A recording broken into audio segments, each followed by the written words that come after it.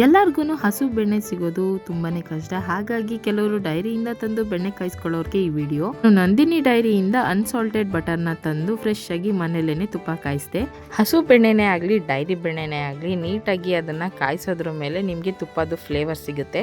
ನಮ್ಮ ಅಜ್ಜಿ ಕಾಲದಿಂದನೂ ಬೆಣ್ಣೆ ಕಾಯಿಸ್ಬೇಕಿದ್ರೆ ವಿಳೆದೆಲೆ, ಬೆಳ್ಳುಳ್ಳಿ, ಅರಿಶಿನ, ಮೆಂತ್ಯ ಹಾಗೆ ನುಗ್ಗೆಕಾಯಿ ಸೊಪ್ಪು ಈ ಥರದ್ದೆಲ್ಲ ಹಾಕಿ ತುಪ್ಪನ ಕಾಯಿಸ್ತಿದ್ರು. ಆದರೆ ಅದ್ರ ಫ್ಲೇವರ್ ಕೆಲವ್ರಿಗೆ ಇಷ್ಟ ಆಗುತ್ತೆ, ಕೆಲವ್ರಿಗೆ ಬೆಳ್ಳುಳ್ಳಿ ಅಂದರೆ ಆಗಲ್ಲ. ಆ ಥರ ಇದ್ದವರು ಆರಾಮಾಗಿ ಪ್ಲೈನ್ ಆಗಿನೇ ತುಪ್ಪ ಕಾಯಿಸ್ಕೋಬೋದು.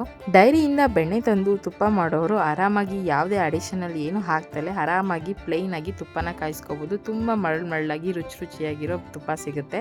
ರೆಗ್ಯುಲರ್ ಆಗಿ ಸೇರ್ ಬೆಣ್ಣೆ ತಗೊಂಡು ತುಪ್ಪ ಕಾಯಿಸೋರು ಹಾಗೆ ಪ್ಯಾಕೆಟ್ ಬೆಣ್ಣೆ ತಗೊಂಡು ತುಪ್ಪ ಕಾಯಿಸೋರ್ಗು ಎಷ್ಟೆಷ್ಟು ತುಪ್ಪ ಡಿಫ್ರೆನ್ಸ್ ಸಿಗುತ್ತೆ ಅನ್ನೋದು ನನ್ನ ಬ್ಲಾಗ್ ಅಲ್ಲಿ ಅಪ್ಲೋಡ್ ಮಾಡಿದ್ದೀನಿ. ನಾನು ಕೂಡ ಈ ಸಲ 4 ಪ್ಯಾಕೆಟ್ ಅನ್ನೋ ತರ 2 kg ಅಷ್ಟು ಬೆಣ್ಣೆನ ಒಟ್ಟಿಗೆ ಕಾಯಿಸಿದ್ವಿ. ನಮಗೆ ಟೋಟಲ್ ಆಗಿ 1 ಪ್ಯಾಕೆಟ್ಗೆ ಎಷ್ಟು ತುಪ್ಪ ಸಿಕ್ತು ಅನ್ನೋದನ್ನ ವಿಡಿಯೋದಲ್ಲಿ ಹಾಕಿದ್ದೀನಿ ನೋಡಿ.